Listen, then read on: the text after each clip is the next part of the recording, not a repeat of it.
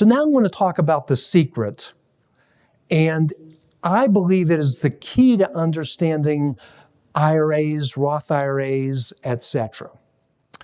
So let's say Gene here, I do know him well, but he has, let's just say he has $1 million in an IRA, all right?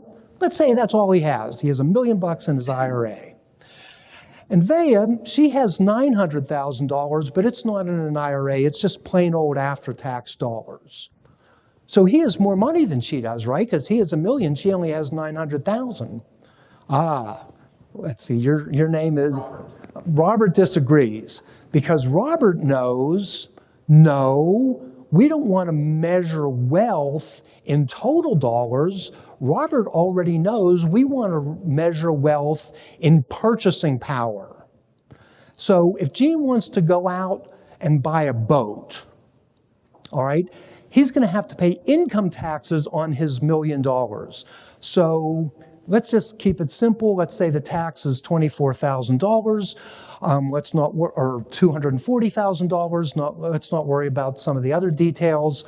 So he goes out, he cashes in his IRA, he pays his $240,000 worth of tax. I'm not going to get into the issue of paying the tax on the money to take out to pay the tax. Let's just keep it simple. He has $760,000 left, and that's, by the way, the exact price of the boat. All right, Vea has $900,000. She wants to go out and buy a boat, but she doesn't have to pay any tax. Let's forget about capital gains and appreciation. All right, well, guess what? She still has $140,000 left over. All right, so she can go out and she can, buy some food and buy some gas and invite all her friends, and they all go out and they're having a great time and fishing equipment, and Gene is sitting there at the dock with his boat with no food, no gas, etc. The idea is you can purchase more stuff if you have more after-tax dollars or more money that I would call purchasing power. And can we accept purchasing power as our measurement of wealth rather than total dollars? And let's assume that we are not a charity that doesn't have taxes. Is that okay with everybody if we use purchasing power as our measurement tool? Is that okay? By the way, that's really critical. And you would think that everybody understands this, but everybody isn't as smart as Robert, including a lot of the, quote, so-called experts, including some of the people who write software for Roth IRA conversions. Because if you measure in total dollars, what you're going to find is that it doesn't make sense for older people to make a Roth IRA conversion because it's going to take so many years for them to make up the taxes that they have to pay. But if you're measuring in purchasing power, you break even on day one with a Roth conversion. And that's what's so critical here, is that you break even on day one with a Roth conversion. And I'm going to go through the math on that, but it's not what a lot of people think. They think, oh, it's going to take many years to break even on the Roth conversion. And I'm going to say, keep assuming a level income tax, no, you break even on day one if you measure in purchasing power. So let's assume, for discussion's sake, that, I'll go back to our example, that Gene and Vea have exactly the same amount of money. They each have $100,000. By the way, you could add a couple of zeros to that or 1 zero to that. The concept is the same.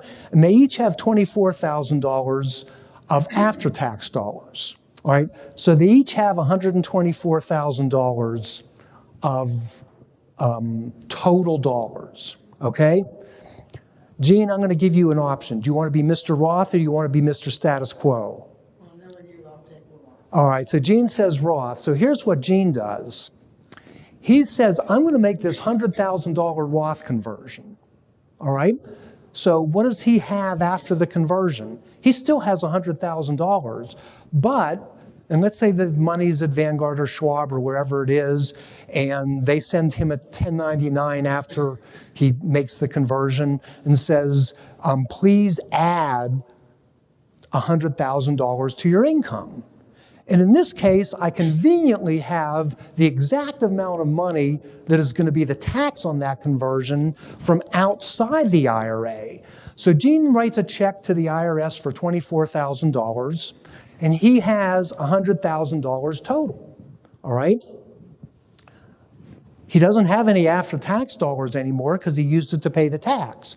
So he has $100,000 total. Where Vea, well, let's call her Miss Status Quo.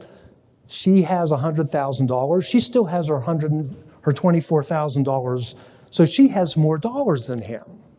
But let's measure in purchasing power. So let's take a look at Vea first. She has her $100,000 in the IRA. She has her $24,000 outside the IRA. She has $124,000 total. But if we subtract the taxes that she would have to pay on the Roth conversion, she would have to write that check for $24,000. So her purchasing power is $100,000. Okay? Gene, if he cashes in his Roth IRA, how much tax does he have to pay? 0. So he still has $100,000 left in his Roth. He doesn't have to pay any tax.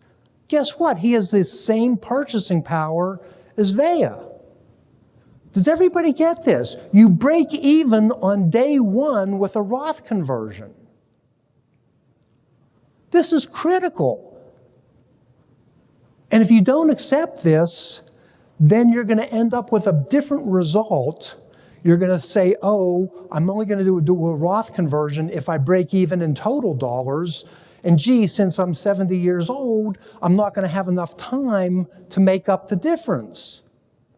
And maybe that's true if you're leaving all your money to charity, but assuming you're not, you break even on day one, assuming the same tax rates. Okay, does everybody get that? That's what I call the secret.